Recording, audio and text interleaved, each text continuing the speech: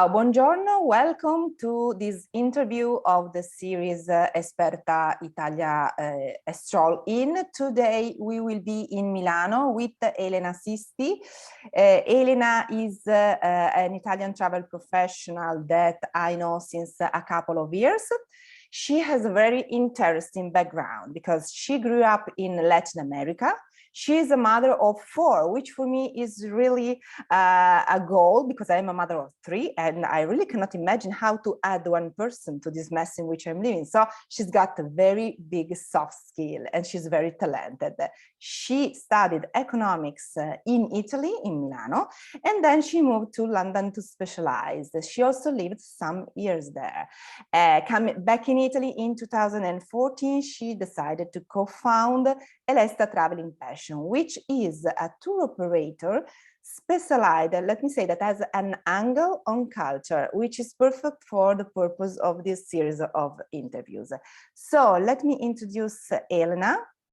Now I think that it would be easy to add her. Ciao Elena, buongiorno. Buongiorno, good morning everyone. Ciao, and thank you for your time. As you know, my audience is made of international travel professionals that want to specialize or even want to know more about Italy in a deeper way to enhance the quality of their tour offer. So today is a day in which we will talk about Milano. I know you are specialized in the whole and the entire peninsula, but today you are here because you live in Milano and for me you are a Milan specialist. Welcome. I am totally. I came to Milan and fell in love with it, so I am a Milan specialist, absolutely, Alessandra. I know. Okay, so Elena, the first question is very simple. Why Milan? I mean, why a travel professional, an international travel professional should insert Milano in a proposal to a client? Why Milano? Because Milano is the perfect city to have a bit of a mixture of holiday. You know, Milan, as every other Italian city, has a very long history. So it starts with the Romans, and you have the Renaissance. Leonardo lived here, so you have the whole history building up. But at the same time, it's a city that didn't stop. So it has a continuum. There are excellent new architectural buildings building up. The one that was considered the best in the world is here, the Bosco Verticale. So you have this beautiful connection. It's an international city. It's, for me, is the perfect place to stay very long because you can go, I know it seems sad, but it's absolutely perfect. You can go to the lakes in less than an hour and a half. Yeah. Lake Como, Lake Garda, Iseo, Lake Maggiore, it's all around here. You can go tasting wine in less than an hour, all the way around here. You can go down to the seaside for a long day trip. So it's the perfect place to actually stay, enjoy a very metropolitan and European, if you want, sense of life. So there are professional, business professionals, huge universities, so huge population of young students from all over the world. So it has this international metropolitan living, well, at the same time, the Roman ruins around the corner. So it's the perfect place to learn about Italy as a whole and to see what is happening. Obviously, there is the fashion and the design. Yeah, you said a very good thing when you say that Milano is really in Italy. I don't know if this is known by everyone.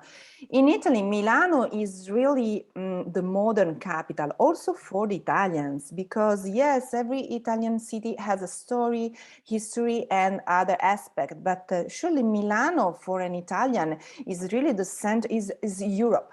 Also for an Italian, and that's a shade that render Milano very attractive also for Italians in last years. If you, I don't know if you agree. Absolutely, absolutely. Great introduction. But at the same time, sorry, Alessandra, to interrupt you, is the fact that you don't expect the history. I mean, you think of history and you think Florence, Venice, Rome. Right. Absolutely. Well, it's all over the place here as well. I mean, you tumble into the Roman villa exactly the same way. But I have to say that this has been also my story with Milano, because I always thought about Milano as an industrial city, a business city. But in the last 5-6 years, just for my job, I went to Milano so frequently that I fell in love with Milano. Really, I fell in love because of the history and the charm of these dual aspects that are meant together. Really, one street again the other, you can find in Via Monte Napoleone, or some very high buildings, and then you find the small church. The small churches in Milano are really hidden somewhere, and you find them, and that's true. Personally, I did the same sort of evolution in my love with Milano. So, okay, so as you know, because we spoke a little bit, of course, before this interview, I have an international angle in my interviews and in general in my job.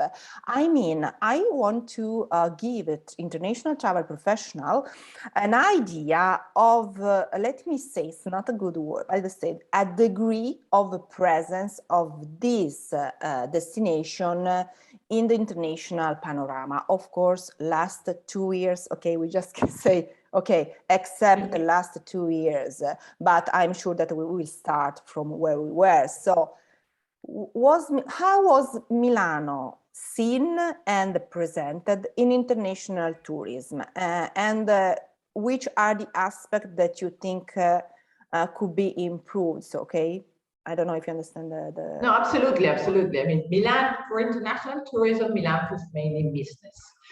Business that was considered that Milan has the 4 fashion weeks a year. So women and men that sort of turn around. So there is a huge fashion industry around here. They design.